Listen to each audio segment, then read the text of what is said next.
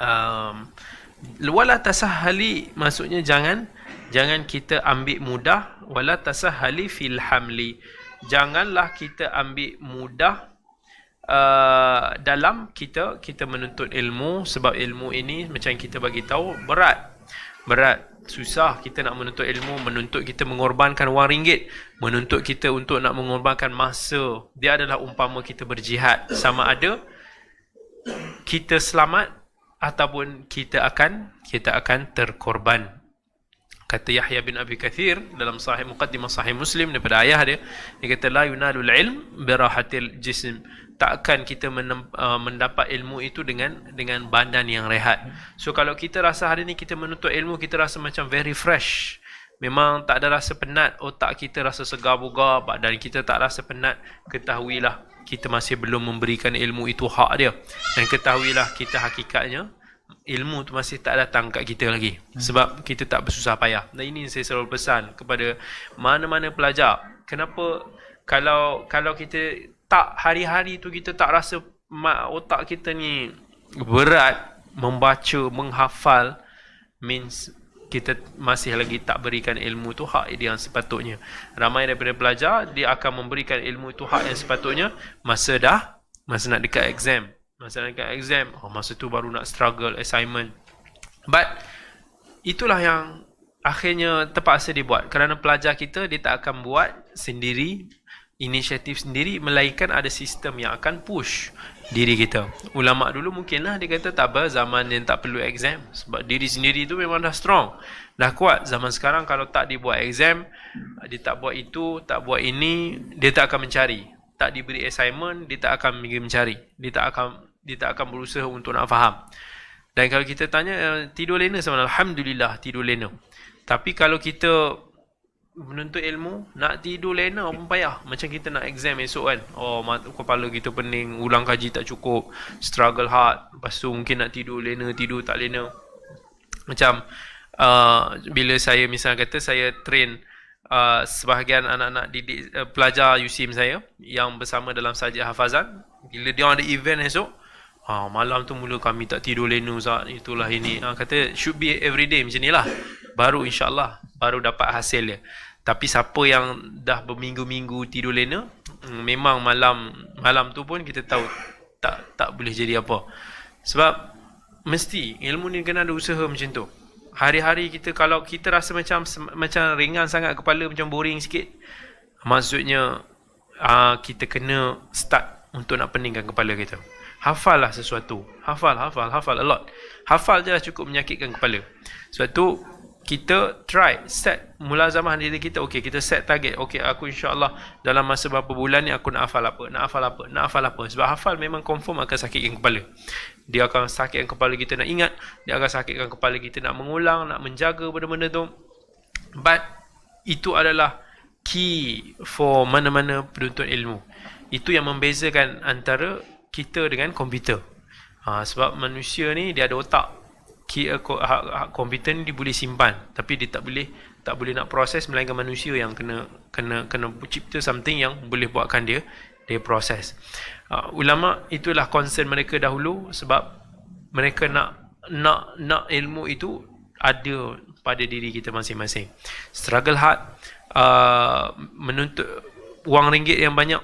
Sebab orang yang menuntut ilmu, dia akan spend a lot.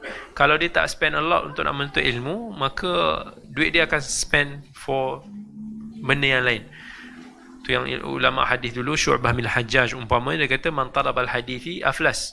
Siapa yang menuntut ilmu hadis ni, dia muflis. Banyak sangat duit. Kalau kita nak kumpulkan duit, nak beli buku, kitab, kita nak buat perpustakaan peribadi kita sendiri pun mungkin harga satu rumah tu kot. Kalau kita beli rumah ni, kita beli buku punya harga tu maybe sama dengan harga rumah. Dan kalau kita dah beli, kita pun dah tak tahu nak letak kat mana kat rumah, sebab dia banyak sangat. So kita tak mampu nak beli semua. So penuntut ilmu kena bijak dalam proses nak beli buku. Tapi ulama dulu sanggup. Sebab tu kalau kita baca kitab Al-Adhkar, Al-Imam An-Nawawi rahimahullah, antara value yang ulama bagi, dia kata bai'ud dar wa ishtaril adhkar. Jual rumah untuk nak beli kitab adhkar. Maksudnya even kalau kata kita azkar yang susah nak dijumpai dan menuntut kos yang tinggi macam sebuah rumah, nak beli kita azkar tak apa, jual rumah dan belilah kita azkar. Dan inilah bila mana kita menuntut ilmu akan menuntut struggle yang sangat-sangat besar, dan kita akan diuji, dan kita akan melihat kat sana saat-saat yang kita akan down, yang kita akan rasa macam syaitan akan kacau kita untuk nak failkan kita punya semangat, akan gagalkan kita. Dia akan bagi banyak psikologi negatif. Misalnya, okey, mungkin kata nak datang, tak payahlah, baik buat assignment, lagi assignment tak siap, contoh gitu kan. Kita pun kata, ya juga kan, baik aku buat assignment dulu kan. Itu ni, dia akan bagi kita pelbagai psikologi negatif supaya kita stop ataupun kita tak istiqamah dan kita kurangkan. Dan penuntut ilmu yang sejati, dia akan make sure waktu dia belajar cukup, bukan waktu tidur dia cukup, bukan makan dia cukup. Penuntut ilmu yang sejati, makan tak cukup tak apa, tidur tak cukup tak apa, asalkan masa dia belajar cukup. That's why kalau kita baca sejarah para ulama dulu, kita akan mendapati mereka ni punya belajar ni memang gila-gila, sampai lupa nak makan, sampai abaikan makan, sampai kata tidur tak cukup, nak ada duit, nak cari duit pun tak cukup. Macam seolah-olah everything is buku. Kalau tak salah saya, even siapa salah seorang ulama, Zuhri atau siapa, isteri dia jealous. Dia kata sebab apa? Zuhri ni macam kahwin dengan buku. Sebab dia nampak macam asyik-asyik dengan buku, berkepit dengan buku kan. Kita ni bini, dia tu buku, duk kepit dengan buku juga. Itu nak kata is begitu gilanya. Kira kata ulama dulu dengan menuntut ilmu. Dan itulah yang akan yalah, ilmu ni mesti kena ada masa. Sebab sama juga, anything, apa-apa benda, kalau kita tak ada masa dengan dia, dia tak akan berhasil, tak akan membuahkan kecintaan yang sebenar. Dan amat rugi sekali kita pada zaman ni kerana kita kurang keberkatan masa.